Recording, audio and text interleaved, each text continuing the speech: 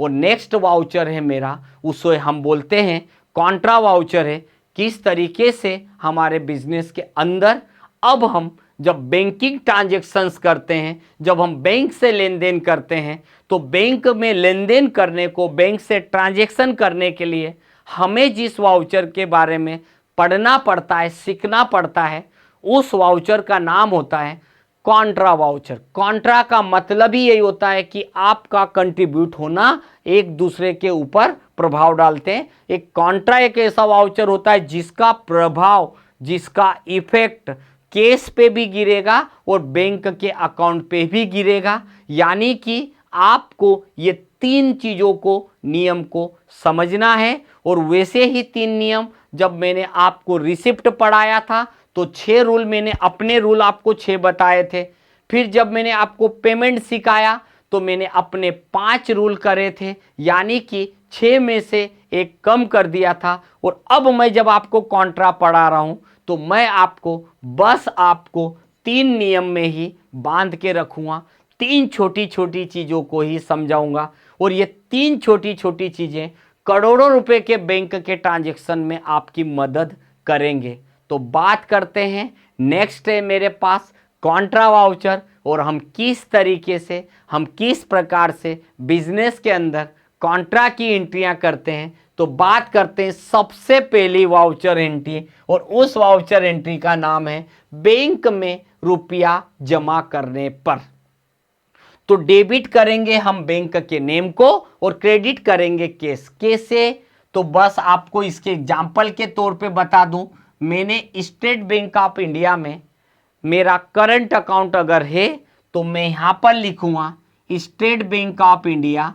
अगर मेरा current account है तो ये ले लिया, इसका ग्रुप आ जाएगा बैंक, और आपका क्रेडिट हो जाएगा कैश अकाउंट। तो ये मेरी एंट्री बनेगी जब मैं टैली के अंदर जब एंट्री करूंगा। तो मेरी ये वाली जो वाउचर एंट्री है आपके लिए बहुत इंपॉर्टेंट है, कभी मिस्टेक नहीं होगी। थोड़ा सा पीछे जाइए, मैंने एक लाइन बताई, 2 लाइन बताई थी कि जब भी हमारे पास से पैसा जाता है तो क्रेडिट केस होता है। पेमेंट के अंदर कोई भी डेबिट नहीं हुआ, पेमेंट में क्रेडिट ही केस हुआ। यहां भी वही चीज हो रहा है, मैंने बैंक में पैसा जमा किया तो डेबिट होगा उस बैंक का नाम जिसमें मैंने पैसा जमा किया, और मेरे पास से पैसा गया इसलिए क्रेडिट केस हुआ। और केस अकाउंट आपको कभी डालने की जरूरत नहीं होती है, टैली के अंदर केस अकाउंट ऑलरेडी होता ही है, तो डालने की जरूरत नहीं होती है।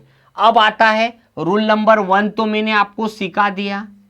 रूल नंबर 2 क्या बोलता है कि बैंक से पैसा निकालने पर, बैंक से रुपया निकालने पर क्या होगा।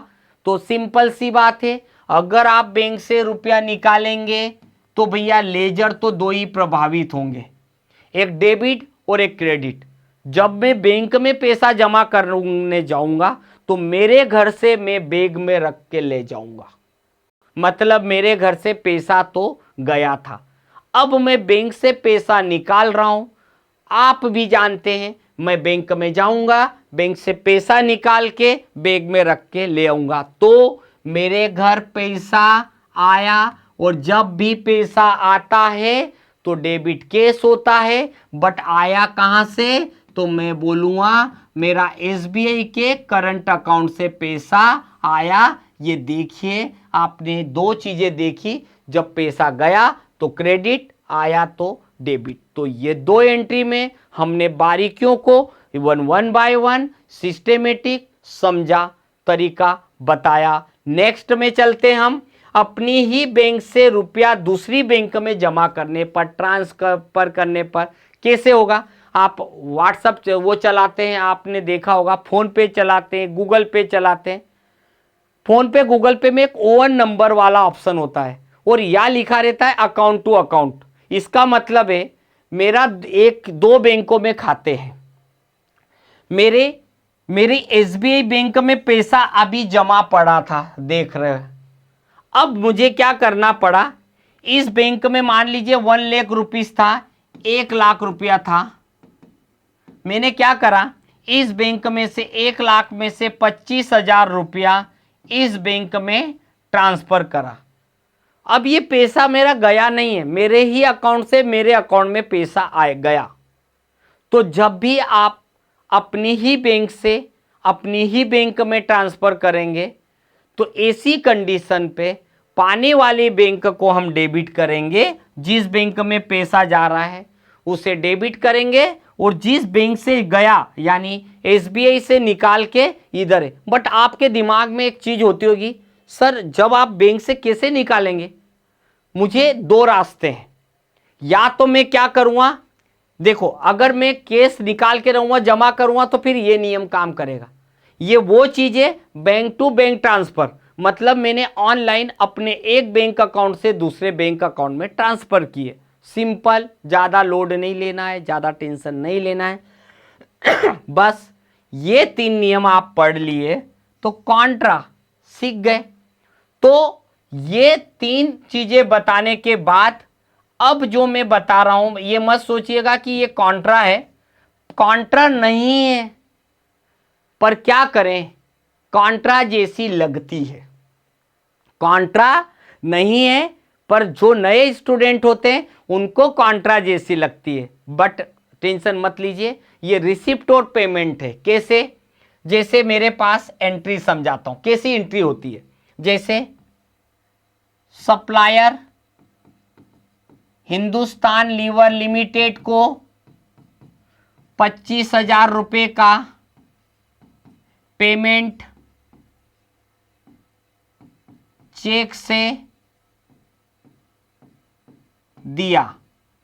समझिएगा, सप्लायर हिंदुस्तान लीवर लिमिटेड को मैंने पैसा चेक से दिया, पर स्टूडेंट के दिमाग में चेक बोला मतलब कॉन्ट्रा, तो ऐसा मत सोचिएगा प्लीज। यहां पर क्या हुआ है, सप्लायर का नाम है यानी क्रेडिटर्स का नाम है हिंदुस्तान लीवर लिमिटेड, ये एंट्री पेमेंट की है। और क्रेडिट, चूंकि मैं किसी के यहां से कोई सामान खरीद के लाया, फोन पे किया, गूगल पे किया या फिर मैंने चेक से दिया, तो मेरी बैंक का नाम आएगा। बस इतना सा ध्यान दीजिए, बाकी और कुछ नहीं है। यही एंट्री लगती है आपको बैंक, मैंने बैंक का नाम लिखा इसलिए आपको कंफ्यूज न करे, तो मैं पहले ही बता दूं।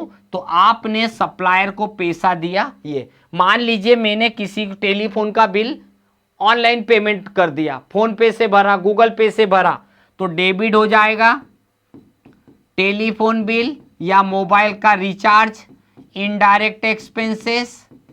क्रेडिट हो जाएगा, नगद नहीं भर रहा हूं अपने बैंक से, और बैंक से करूं, फोन पे करूं, गूगल पे करूं, मतलब एक ही होता है कि कहीं ना कहीं आपके अकाउंट से पैसा गया। याद रखिएगा, कोई मुझे फोन पे करे, गूगल पे करे, मतलब मेरे अकाउंट में पैसा आएगा। जब मैं किसी को फोन पे, गूगल पे करूं, मतलब मेरे अकाउंट से पैसा जाएगा। ये मैंने आपको पेमेंट का बताया। इसी प्रकार से रिसिप्ट भी होता है, जैसे कि कस्टमर सागर इलेक्ट्रॉनिक्स से 25,000 रुपये का चेक मिला। ऐसी एंट्रियां जीवन में आएगी, मैंने लिख भी दी। तो ऐसी कंडीशन पे क्रेडिट में तो आ जाएगा सागर जी, और सागर मेरा ग्राहक है इसलिए डेटर्स। नियम वही बताया, जब भी मेरे पास पैसा आएगा तो डेबिट केस, जाएगा तो क्रेडिट, आया तो डेबिट केस। पर यहाँ केस नहीं दे रहा ना, वो चेक दे रहा। अब अगर मेरा कस्टमर मुझे चेक देगा तो चेक लेके कहाँ जाऊंगा, पैसा कब बनेगा वो, जब वो बैंक में जाके जमा होगा। तो याद रखिएगा, कोई व्यक्ति आपको चेक दे तो या आंख मीच के लिख दीजिए बैंक का नाम। और कौन सी बैंक का नाम लिखोगे, जहां पर अपना खाता है, उसने भले ही किसी भी बैंक का चेक दिया हो, सामने वाला व्यक्ति मान लीजिए इंडियन बैंक का चेक दे, बीओआई का चेक दे, उससे मुझे कोई मतलब नहीं, वो सिर्फ अपन नरेशन में लिख सकते हैं, बट वहां यहां पर हमें अपनी बैंक का नाम लिखना है। उसी प्रकार से किसी व्यक्ति से बेड डेप्स का पैसा प्राप्त हुआ या किसी से इंटरेस्ट मिला, इंटरेस्ट मिला चेक से, मतलब ब्याज का किसी ने पैसा देने आया, मैंने किसी को लोन दे रखा था, अब वो व्यक्ति आया मुझे पैसा देने, बोले सर मैं फोन पे कर दूं 10,000 रुपया जो ब्याज बना, तो ठीक है भाई क्रेडिट हो जाएगा। अब डेबिट क्रेडिट वही आ गया, तो डेबिट क्या होगा, मेरी बैंक का नाम, और क्रेडिट क्या हो जाएगा, इंटरेस्ट रिसीव्ड इनडायरेक्ट इनकम। अब यहां ध्यान दीजिए मेरे 3 नियम को जो हमने पढ़ाए थे। इनकम हमेशा क्रेडिट होती है, ये देखिए सागर ने पैसा दिया, देने वाला क्रेडिट।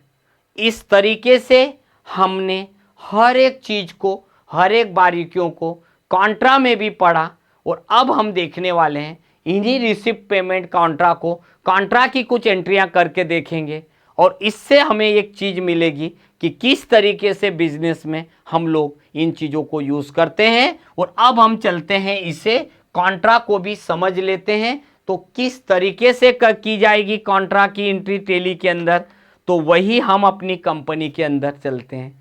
और सबसे पहले अपन एक काम करते हैं, बैंक में अपना एक खाता खुलवा ही लेते हैं। तो बैंक में खाता खोलने का मतलब है कि एक कंपनी का लेजर डाल दीजिए।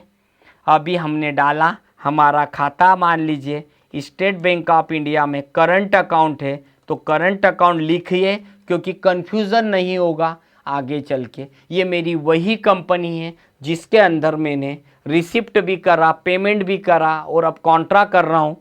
बैंक का ग्रुप हमेशा बैंक अकाउंट आएगा, और हमें हर एक बैंक की डिटेल भी डालना सीखना है, आगे चल के बताऊंगा। यहाँ पर हमारा बैंक का अकाउंट नंबर आता है, यहाँ आईएफएससी कोड आता है, यहाँ पर ब्रांच का नाम आता है, वो आ जाएगा। खैर जब मैं बैंक के बारे में और बताऊंगा, बैंक पीडीसी क्या होता है, जब मैं आपको इनके बारे में और समझाने वाला हूँ। तो अभी मैंने बैंक में खाता खुलवाया, और अब मैं क्या कर रहा हूँ, अकाउंटिंग में जाने वाला हूँ। मैं बैंक में पैसा जमा करता हूं क्योंकि कुछ मैंने पिछली एंट्री में आपको बताया था, मेरे पास से कुछ पैसा जा रहा है, मेरे पास कुछ पेमेंट पड़ा हुआ था। तो सबसे पहले मैं कॉन्ट्रा की बटन का नंबर होता है F4 बटन दबाइएगा। तो जैसे आपने F4 बटन दबाया तो आपके सामने यहाँ पर कॉन्ट्रा लिखा हुआ आ रहा है, और यहाँ पर मेरे पास से पैसा गया। तो मेरे पास अभी की तारीख में 2,11,000 रुपया पड़ा हुआ था। तो एक काम करता हूँ, इसमें से 1,00,000 रुपया मेरे पास से जा रहा है और मेरी स्टेट बैंक ऑफ इंडिया में गया, खर्चा नहीं है।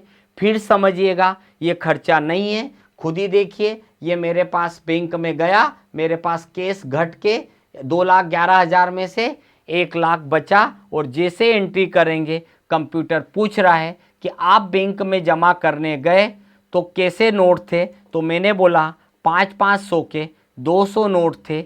वो देखा होगा आपने, बैंक में जब आप स्लिप भरते हैं तो इस तरीके की स्लिप भरी जाती है। तो हमने यहाँ पर गए और एंटर करा, इससे क्या हुआ कि मैं बैंक में गया। अब देखिए बैंक की स्लिप भरते तो चेक होगा तो हम तो डायरेक्ट करेंगे, अभी मैं केस जमा करने गया तो मुझे स्लिप आई। तो मैंने अपने एक SBI के खाते में 1,00,000 रुपया आपने देखा मैंने जमा करा।